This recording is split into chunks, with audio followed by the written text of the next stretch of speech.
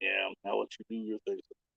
Welcome back, everybody, to another episode of the Square Table Degenerates. We're me and BC. We're live on location. Yeah, in Michigan. We're at a secret bunker here at BC's house. It's your boy Joey Edibles. And BC's Beer Reviews. What's BC's up? On YouTube. BC's Beer Reviews. BC's Beer Reviews. BC's Beer Reviews. On YouTube. And I know we're a little early. We might be a little late. Originally, I was going to go at 12:30, then I got up late, and then we had things to do, basically. Yeah. But it don't matter. Here we are. We're doing our thing. What's up, guys? Right. Well, the neighbors are probably like, why the fuck are these guys talking to a phone right now? Like, what's up with that? And, you know, they either got to be really stoned or really drunk not to know what we're doing over here. Right? Fucking crazy, bro. So, I know, as right? always, I'm your excellent host, Mr. Joey Edibles. This is day 10 of the Things That Suck series. Today, we are obviously here with BC's Beer Reviews talking about dating apps. Now, I kind of forced BC into this because, you know, nobody really wants to talk about the shittiness of dating apps, but we needed a topic, so, you know, we got to go. I'm not going to be able to highlight your comments as we go because I'm on my phone. Yeah. So, I mean, I could, but by the time I do it, I don't want to accidentally hit end. Yeah, or whatever, yeah. Have some sort of chat going on the live stream. So, all right, if you can hear us, give us a thumbs up. If we're good, I think you can hear us. I don't see why you wouldn't. Yeah, we're just out here having fun, man. What else? Oh, so dating apps. So, dude, I remember the first time I've been around for a while. I've only been married for, I don't know, 13 years, something like that. So I've been on the internet since. You can't see. I've been on the internet. I always point. I'm a point and fuck. Well, wherever the internet is, that's where he's pointing. All right, that's what I'm pointing. I've been on the internet since 90, 91, 92, and I was younger then. I was like in my teens. So I remember dating apps. I remember going back to the 90s, 91 or 97, 98. They had back then it was. Oh, do you remember what was the first time you used dating apps? Do you remember on the internet? Not really. I mean, I remember using chat rooms to talk to people. Dating apps, not so much. I think they started coming out in their infancy back then, but a lot of it was chat rooms. Yes, AOL chat rooms. That's what it was. Yeah. That's what it was, dude. I remember. I still got the email address. My email was yourguyjoe at AOL.com. Email them right now. Right, you can still email me if you want on that one. But yeah, I remember because we used to go in the AOL chat rooms and they used to have fucking just city rooms. Like if you had Cleveland, yeah, everybody go to Cleveland room. Or Detroit or LA or New York, Miami, what have you. That's what they had. You could drop down on the thing and pick either a city or a topic, and they had thousands of rooms, dude. You could pick if you were into dogs, you're into gardening, and people would go in there and just type ASL or ASL check, age, sex, location check. Yep. What that means is where you're from, what your age is, and what your sex is, male or female. And so in our case, for me, it would be 49, male, Detroit. Yep, me, male, Cleveland, 45. Back then it was, 20, 19. And the thing was with back then, dude, everything was anonymous in AOL. Everything was totally anonymous. So, like, you go in there and you didn't know what the people look like.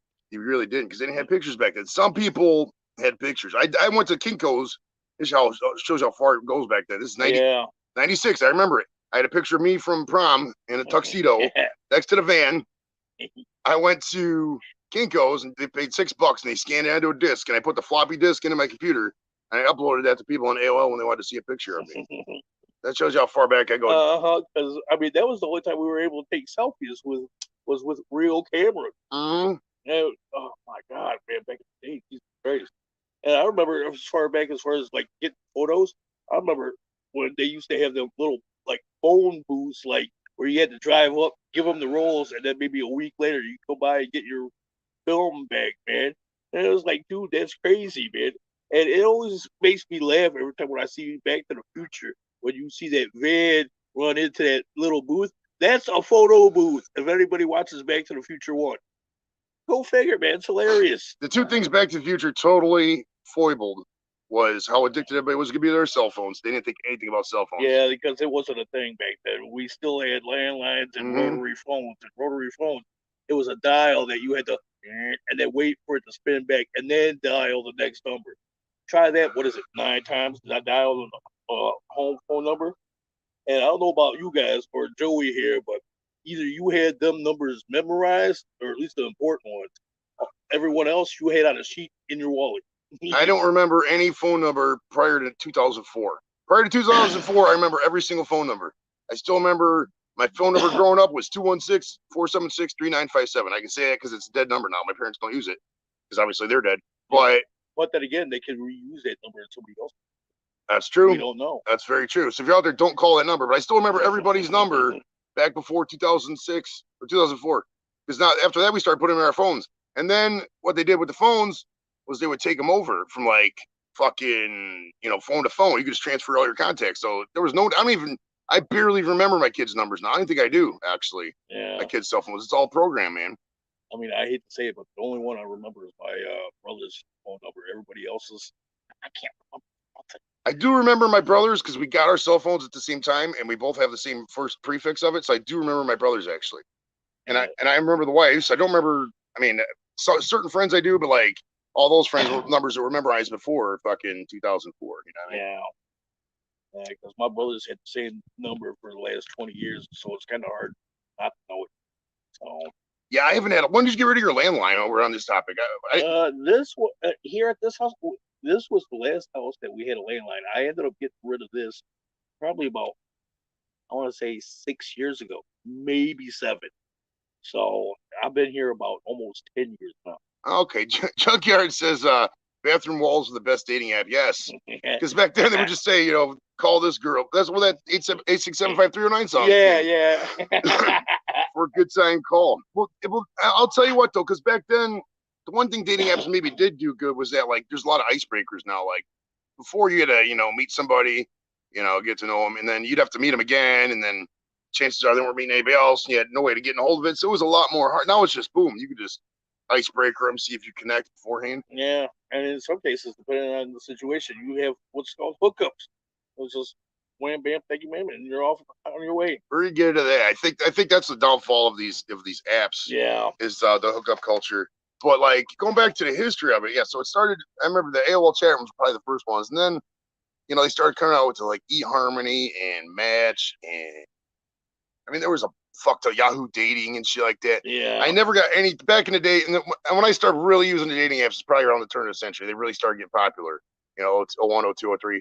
And I signed up for everything because I mean, when you're single, what do you want to do? You want to meet people. Yeah. So I did that, and I remember back in 04 was I really started getting some kind of hits. 04, 05, but I used Match and eHarmony back then, and Match was probably the start of the hookup apps. Like eHarmony always asked the questions like, you're willing to do this, willing to so they were like, if you're getting married, that was more of a marriage app back then. Yeah. And I actually got like probably I don't even remember how many girlfriends I met off the app, at least 3 or 4, I would say, off eHarmony, because I used it in Cleveland, then went down to Phoenix. I changed my location to Phoenix because I was still single when I went to Phoenix. And then I had a couple, girlfriends down there over the time. Then when I got back to Cleveland, that's when I ironically didn't even meet the wife on a dating app. It was through a friend. I mean, that's kind of still the best way to do it. Yeah. Like if you got a single friend, and they have a single friend, and they're both the same place and time, you know what I mean? Because a lot of these people aren't really. That's the problem with a lot of dating, is that not everybody is at the same spot they are in life. You know what I mean? Like, say I'm already graduated college and got a house. You know what I mean? What if the other person is just fucking, still living with relatives and they maybe even went to school yet? You know what I mean? That's not. There are different points in life. You really are. Yeah, this is very true. All right, so you do think we'll have a different wife in the metaverse? I don't know. I don't think I'm going to join the metaverse too much. I think if we're predicting the future, I would say that the metaverse is probably, we're going to get an anti-technology backlash here in the next couple of years because, like, so many people are just disassociated with reality. Like, they haven't got out of the house and seen the fresh air in a long time. You know what I mean? They never leave their comfort zone. They're always just, let me go over here and do the same thing I've always done. They never meet people. Yeah, I don't know. It's almost like Matrix, almost, man. To a certain degree. That metaverse can be weird, man. It can get people caught up to, like, a lot of those things are really. I mean, anything digitals tend to be addicting. I mean, we go back to AOL. I mean, AOL was really addicting. Those chat rooms were fun. Yeah. Just chatting with anonymous people from all over the world. I mean, there's still people to this day I met from AOL chat rooms I still know. Maybe not like overtly and hang out with them every day, but I mean, just, still friends with them, shit like that. Yeah, like every once in a while, they'll pop up and say, "What's up, man?" Mm-hmm. Have a quick conversation and then go about whatever it was you were doing. JV says farmers only. Yeah. I never was on Farmers Only. I remember the commercials. Yeah. I don't even know. Are you on Farmers Only? Have you ever been on there? I'm not. I've seen the commercials, but I've never been on there. No. I'm not a country boy. I mean, I live in the city like BC does here. It's Yeah. kind of a suburb, I guess. But we got a train going through. Nice. Oh yeah. Hopefully the tracks don't run to the back of the house and hit us. Oh no, we're good. Okay, nice. Yeah, it's live TV, bro. We got a train coming through. The dog's freaking. The dog's not really freaking out. No. Probably used to it by now. Oh, after 5 years of living here, oh yeah, the dog's way used to it by now, man. No. Have you heard of Lauren Armstrong? I have not. Is he a comic? I'll have to check him out. I'll have to check him out. Yeah. No, I've heard of Louis Armstrong though. Yeah, Louis Satchmo. Yeah, he died quite a bit ago. 90s probably. Yeah. I remember when Miles Davis died and Saturday Night Live did a tribute. That was 91. 91 Miles Davis. Was Satchmo the one with the big? Oh, that was Dizzy Gillespie though. Remember when he do the trumpet?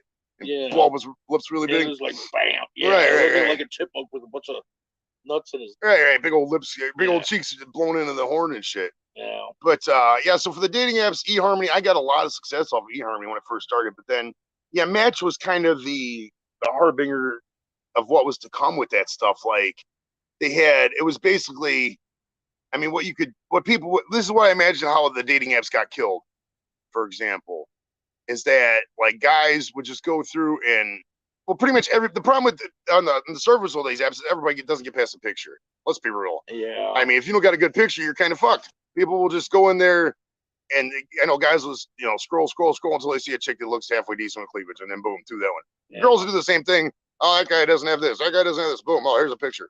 So like you spend up all this time writing up all this stuff about how you're unique over here and quirky over here, and 80% of the people are just looking at the picture. Yeah, it's ridiculous.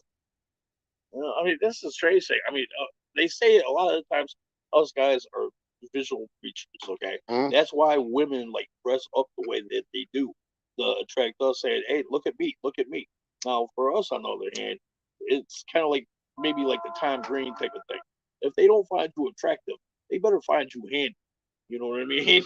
So it's one of them things. And I forget how it actually works, but I guess there's this thing going around where it's a 666 deal, where you have to have 6 figures. You got to be over 6 feet tall. You got to have over like, I don't know, 6 something else. And I was like, dude, for real, a lot of these guys ain't got all that, man. Hell, I'm 5'8", man. I'm not over 6 feet tall. Man, so they gotta find me handy some way.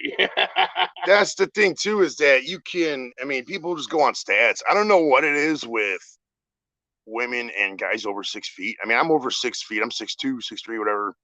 And I don't think there's nothing really that special about me. I mean, I don't like me. I mean, me and BC are kind of the same guy almost. I mean, we both like to get fucked up. We both, like pets and have our own house. I mean, the only difference between me and BC is, I met somebody at the right time. He doesn't have kids. I mean, that's the only difference, really. Yeah, location. That's basically it. Yeah, I mean, we've got that whole Midwest thing working for us. Right. Midwest. What am I doing in Michigan? Well, I'm getting provisions for the 4th. Basically, I come up to Michigan once a week for some weed, and BC's like right down the street from the dispensary, bro. He's like literally. Like I went to the dispensary I normally go to. I typed his address. It was like 10 minutes away. I was like, "Oh, score! I didn't really have to drive that far." Yeah, it was like right out of the Christian Mingle. I did know some people. There was a girl at work who met her husband at Christian Mingle. I think Christian Mingle is for. I think honestly, if you're a guy, Christian Mingle might be a good thing to get on because like a lot of the girls. I mean, it depends on what your religion you are. Obviously, if you're not Christian, you don't want to date a Christian. I mean, it's up to you. I mean, have you ever heard of Hindu.com? I mean. Well, they had J-Date. Remember, I'm not Jewish, but they had J-Date, and back in the day they had Black Planet, and oh yeah. I remember that now that you're talking about it. Yeah. Chatty was saying BC's weed reviews. Well, we do have some multi-tax gummies here that we're chomping away. Yeah, I mean, I already had one, so I'm waiting to see how this is gonna. BC's right. BC's gonna be at the couch here in a couple minutes. And for those wondering, well, we're in a completely weed legal state up here, so yeah, it's perfectly fine up here, man. Like in Ohio, it's kind of like a borderline thing, but like up here in Michigan, it just is freer in the fucking air. Yeah, I mean. So, I mean, that's why there's so many dispensaries that popped up around here, man. Heck, before we even came online, we were just talking about how there was so many in the 2 cities north of where I stayed, man. And it was like, dude, it's just crazy about how this works. And yet you get some of these towns that, from what I hear on the news, where they don't want it. Like I think it's Rochester Hills, where they don't want none of that there. I was like, why not? It's good for business. People enjoy it. it's. I mean, to me, it's not a bad product. I mean, unless it's the product itself bad, but as a whole, no, I don't see it as a bad thing. I No. think a lot of these communities, there's still a stigma attached with it. Yeah, I mean, like, what is it they call that? A gateway drug? Yeah, well, not even only that. Like a lot of these, we got to get racial on something like this. We do. It's the elephant in the room. A lot of these communities still equate marijuana as like a black drug or like a very urban thing. Yeah, or a ghetto thing. Right. And in reality, it's obviously not. But I mean, there's still people don't know any better. Older people. Let's be real. Everybody who's old owns all the businesses. It's just how it is. Yeah. And they just don't. They think, oh, if I don't have this in my community, then whatever. In reality, it's stupid. But one thing that's funny when we're on the weed thing, real quick, the dude coming up with the Michigan is so funny because like the second you hit, they're like, oh, you can smoke. They crossed out Ohio and Michigan and with weed. Oh, it was fucking hilarious. I was dying. Michigan's got a great sense of humor with the weed thing. It's so fucking funny. It really is, especially with. I mean, you get bombarded. They know exactly what you're going up here for. Yeah. When you come up, and it's weird too because like I used to have to go clear up into Detroit to get dispensaries, and I've been coming up here for like 3-4 years now. See, and like there's so many more built. Like I mean, you only got to go 3-4 miles into the border now. And they're right there in the border towns. They used to never be that. You used to have to go clear up to fucking Detroit. Yeah, see, them are thinkers right there, man. Right there at the border. They know what people want. They're serving the community. They're making a difference right there, man. Oh yeah. And they're making money hand over fist right there. I tell you that right now. Fuck yeah, they get some great prices too, man. It was some of the fucking. That's what brings people in too, man. The prices too, man. Less than $100 an ounce for the fucking weed, bro. It's good up here, man. It's I can't get that in Ohio. Yeah. I mean, well, in Ohio you can only get so much. I mean, I can get 2 point. We're getting sidetracked. Obviously, we talk about weed. Shocking, we get sidetracked. Talk about weed, bro. But like in Ohio, I can get 4.5 ounces every 45 days. I can get 2.5 ounces in one day in Michigan. So something's got to give. That's why everybody comes up here. Because let's be real, if you're a pothead, bro, you're gonna smoke a lot more than just 2.5 ounces. Yeah, and not only that, but you're also gonna know people. Hey, next time you go up there, man, can you spot me such and such till I get paid or whatever? Exactly. And it's like, okay, I got you, homie, and then there you go, man. You're making a run for you and maybe a couple of your homies over there, man. So it says in Illinois, stoners go to dispensaries. Yeah, well, the thing is too, it's like Michigan did it really good. I really am impressed with how great their program is. And maybe it's just because they get all the runoff from Ohio. Maybe it's not a thing that's going to last forever. Yeah. Like, I mean, eventually Ohio will legalize it recreationally. But, like, man, the prices, the way they did at first it was a slow rollout. And I've had my card the whole time, so it really hasn't bothered me. So it took a little while to get recreational in there. But, like, the way they did the prices, I mean, it's the way that you can get the amount you can get. Competition, the locations, I really dig the way Michigan did it. That's the one thing Michigan did amazing, man. Yeah, this is starting to become a real business operation here in Michigan, man. And I've seen some of the places like the warehouses and whatnot where they've grown a lot of this weed. And oh my God, man, walking into the forest of weed, it looks like a national park of weed. And oh my God, I would never leave. I swear to God, except for maybe to come out and get a beer because my mouth is so dry. Right? I would just fucking put the oven on and just fucking decarb nugs all day and just fucking chomp in the back. Yeah, I mean, it'd fucking get crazy, bro. JB was talking about the dating game, man. Do you remember that game, the dating game? Yeah, I do, the TV show. Oh, yeah. There was another one too on MTV with Jenny McCarthy, Singled Out. Do you remember that? No, I remember it, but I've never watched it. Singled Out was a great show, man. They eventually, when Jenny McCarthy got too big, they replaced her with Carmen Electra. But basically, Singled Out was like you'd have one person, like BC'd be there, and there'd be like 20 chicks behind the board or whatever, and you pick out based on traits, like who likes movies or whatever, and all the people who don't like movies leave. And then by the end, you whittle it down, and you just go on a date with the one person, and they would single out, and then you'd have a date. I think most of those dating shows and reality shows are probably fixed. Yeah, I mean, talking about that, kind of talking about it, but switch it up at the same time. It's like that show on MTV, that Pimp My Ride. Mm-hmm. I read an article where a lot of that was fake. Now, it was superficial, where they would get the car, they would bring it in, work on it, and they would just work on the body. And then they would come in, bring the person that owned the car. It's like, okay, you got to act hyped up, this, that, so on and so forth. So when you get it, it's not a true, genuine reaction, but it seemed like it was with a lot of them. But with some of them, you could tell it's like, oh man, that don't look right, man. It's like, what's happening here? Now we find out, and it was like they even talked to Exhibit, man. And it was like, dude, hey, that's all them. That wasn't me. I was just hosting the show. Whatever MTV doing, it was all them. So a lot of it is like they took back the parts and whatnot, and just whatever was left was maybe decals, and that was it.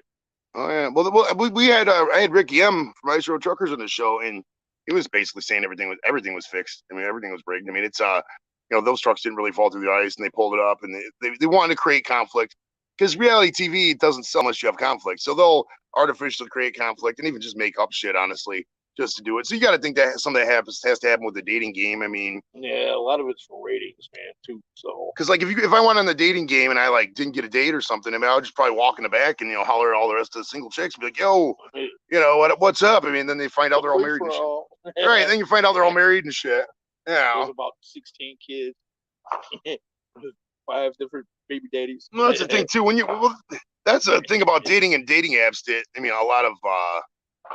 I mean, if you're going to talk holistically about that stuff, I mean, if you have kids and the other person has kids, it's cool. But like, if one person doesn't have kids, and the other person does have kids, and it's a kind of a sticky situation, like the custody's not agreements, then there's fighting about that's really a lot to take in for the other party, man. I mean, I can't.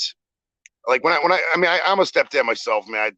I don't really use the word too much because it just it's it has kind of a negative connotation. Like, oh, it's my stepdaughter. No, she's my daughter. I mean, after a while, but to invite that into your life as a step parent or somebody who doesn't have kids, especially, man, those people. Sounds like I'm pumping myself up, but that's those are the real when I say winners in the world. I mean, it's true father figures, right? Right, because man, you need a father figure in some of these kids' lives, man. It really does. I don't know about Joey. I'm talking.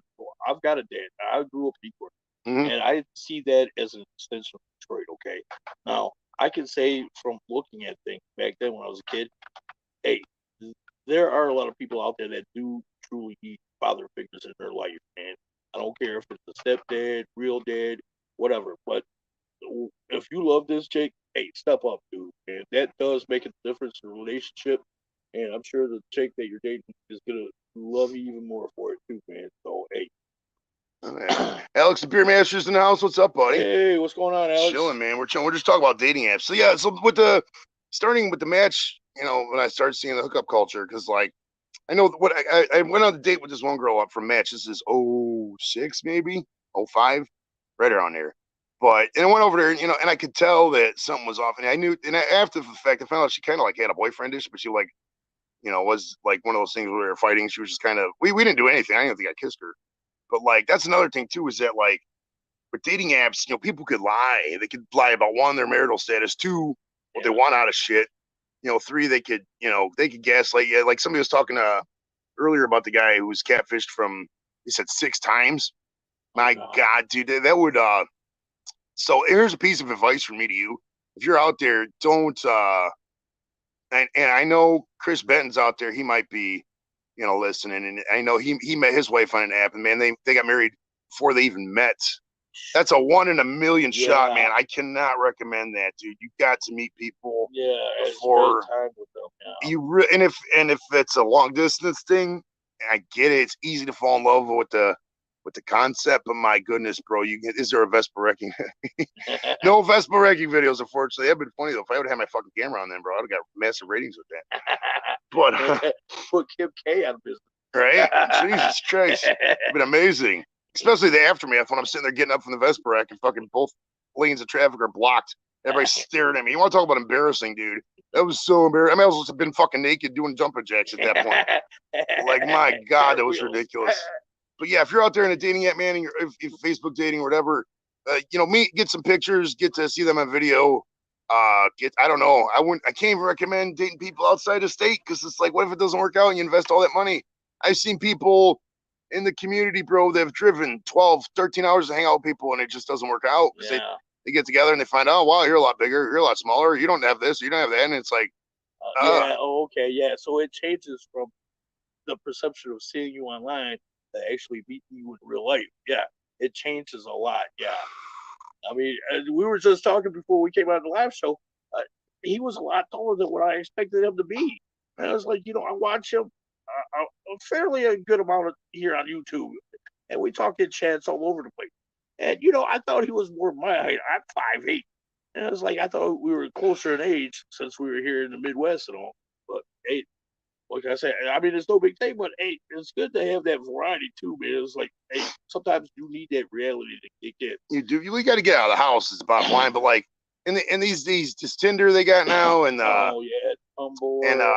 I know the Bumble Pep. Yeah, Bumble. Yeah. I know Pat. He's met his girlfriend on that, and there's some decent apps. And I mean, but honestly, man, if or you don't even get started on Snapchat.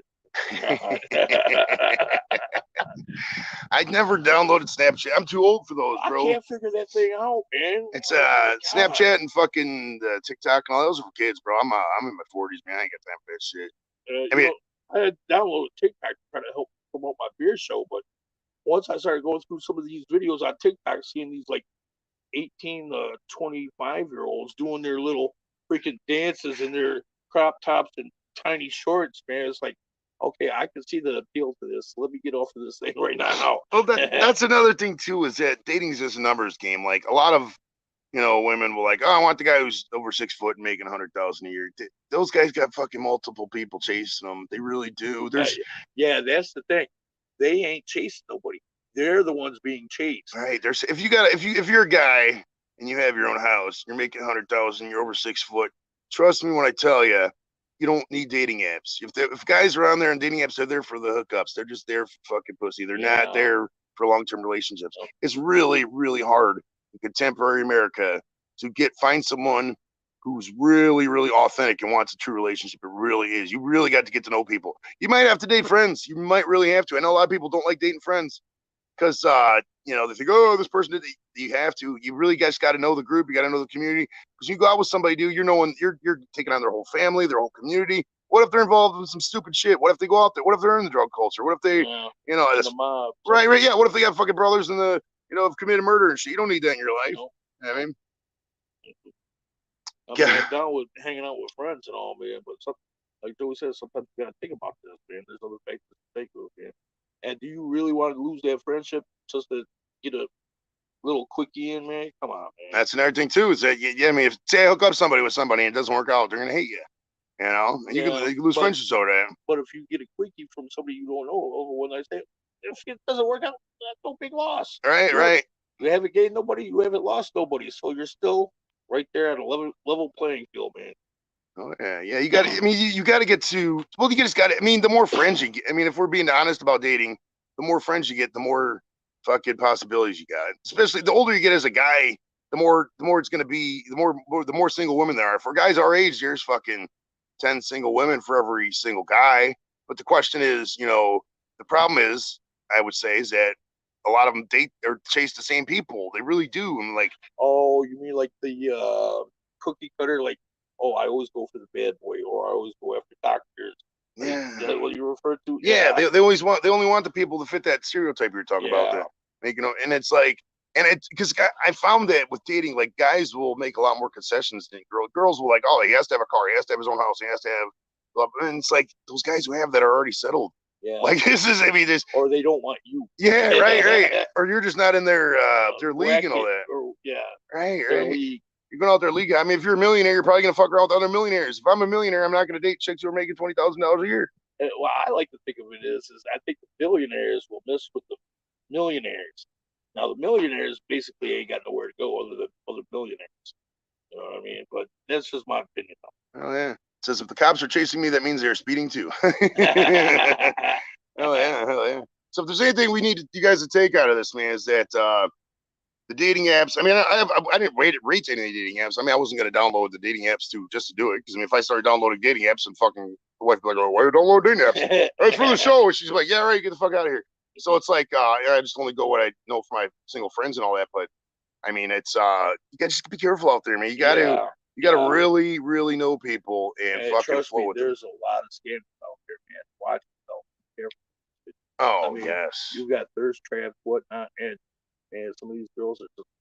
Well, it's like this too. If you're a guy and you're guys like us, you're just average guys, not talking fucking. Me and BC, we're never gonna have a 6-pack. Those days are over. I mean, there's one of them things where I can get a 6-pack spreaded on me, but I mean, how appealing is that gonna look? Right, I'm at the beach. He's gonna dump a 6-pack over himself, like a 6-pack of beer. A 6-pack of beer, yeah. Right. So if you're out there and you're a guy, you got to be real about like chicks who are 22 and fucking 5'6", 130 pounds, they got 36 double Ds. They're not messaging guys like us. They're not. Okay, so don't get hoodwinked by some of these apps of like, oh yeah, these 5 chicks wanted to talk to you. No, they didn't. Those aren't even real people. They're like Those are some dude out in Texas. right. It's some bots Yeah. doing it for you. You know, or some bot saying, "Oh yeah, sign up for the service." Just don't fall for the sales pitches. If you're authentic to yourself and you're the best person you can be, you don't need a dating app. You really don't. You might have to be patient, but I mean, some of you guys might have to lower your standards too. Let's be real. We have to be real about that. Or they should have realistic standards. Right, realistic standards. Well, thank you everybody for joining us today on today's episode of Everything It Sucks. Thank you for BC for coming out, for letting me into his home and chilling, bros. Come out here, Joey, man. You know this. Hell yeah. And I'm right by the dispensary, so we might see more collabs in the future. Yeah. Tomorrow's topic is going to be bureaucracy and how it sucks. That's going to be with Groovy Lava Squirrel Medic. They'll be at 10 o'clock, I believe. So thanks for coming out, guys, and we'll talk to you later. Peace.